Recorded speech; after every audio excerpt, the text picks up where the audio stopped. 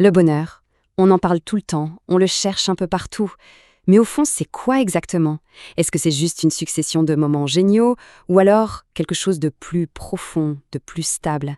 Allez, on va explorer ça ensemble, voir comment on peut cultiver un vrai état de bien-être. Alors, pour commencer, il y a une distinction super importante à faire.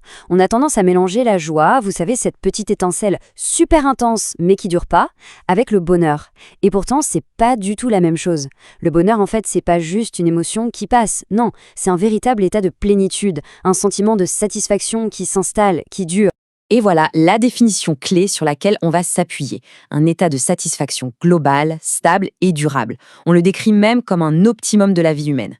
L'idée, ce n'est donc pas de sprinter après des pics d'euphorie, mais plutôt de construire petit à petit un socle de contentement qui soit vraiment solide.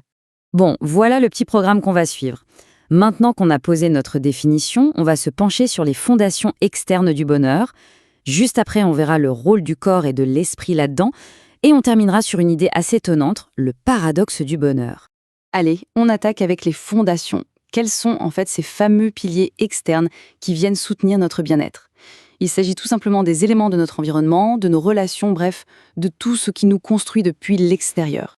Ce qui est fascinant avec ces trois piliers, c'est de voir à quel point ils sont liés. L'amour, et particulièrement celui de la famille, ça nous aide à construire la confiance. Le besoin spirituel, qui n'est pas forcément religieux, attention, c'est ce qui nous pousse à trouver un sens, un but qui nous dépasse.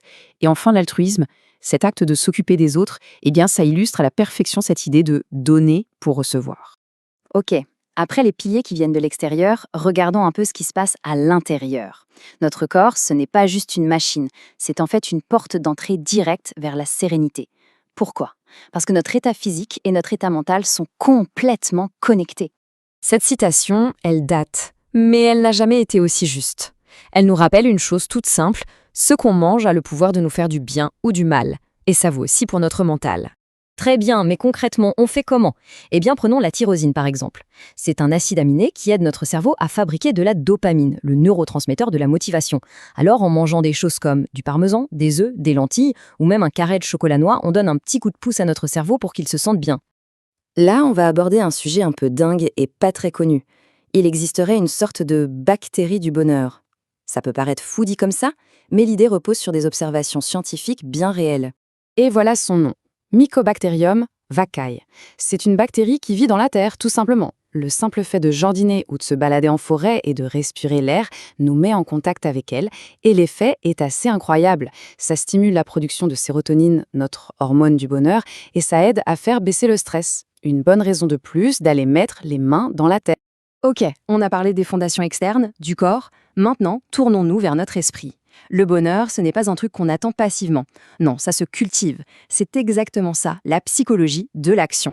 Cette phrase, elle est hyper puissante parce qu'elle résume parfaitement l'idée. Tout changement commence par soi. Agir pour son propre bonheur, ça veut d'abord dire travailler sur sa manière de voir le monde et sur ses propres réactions. Tiens, voilà justement 5 actions très concrètes qui peuvent t'aider à réguler la dopamine, ce fameux neurotransmetteur de la motivation. Manger sainement, bouger, bien dormir, écouter de la musique et méditer.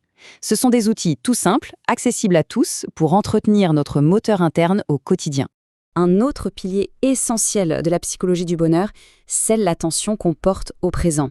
C'est vrai que souvent notre esprit se balade entre les regrets d'hier et l'angoisse de demain. Le bonheur, lui, il se trouve souvent dans notre capacité à juste apprécier le moment, là, maintenant, et à le vivre à fond. On arrive à notre dernière partie, et peut-être à l'idée la plus contre-intuitive de toutes. C'est ce qu'on appelle le paradoxe du bonheur, une vérité qui, à première vue, semble défier toute logique. Et ce paradoxe, il tient dans cette phrase assez percutante, pour vraiment prendre soin de soi, il faudrait d'abord s'oublier. Alors là, on peut se demander, mais comment c'est possible? Attention, l'idée, ce n'est pas du tout de se négliger. C'est plutôt de déplacer le centre de notre attention. Faire moins cas de soi, ça veut dire arrêter de tourner en boucle sur nos petits soucis personnels. En se tournant vers les autres, en s'occupant d'eux, en se concentrant sur le bien-être de nos proches, on trouve, paradoxalement, une plus grande paix intérieure et une vraie satisfaction. Alors après tout ce qu'on vient de voir, on peut se poser la question, et si le bonheur, finalement, ce n'était pas un objectif à atteindre à tout prix? S'il était tout simplement la conséquence naturelle d'une vie bien menée? Une vie remplie d'amour, de sens et d'attention pour les autres. Voilà une idée sur laquelle réfléchir.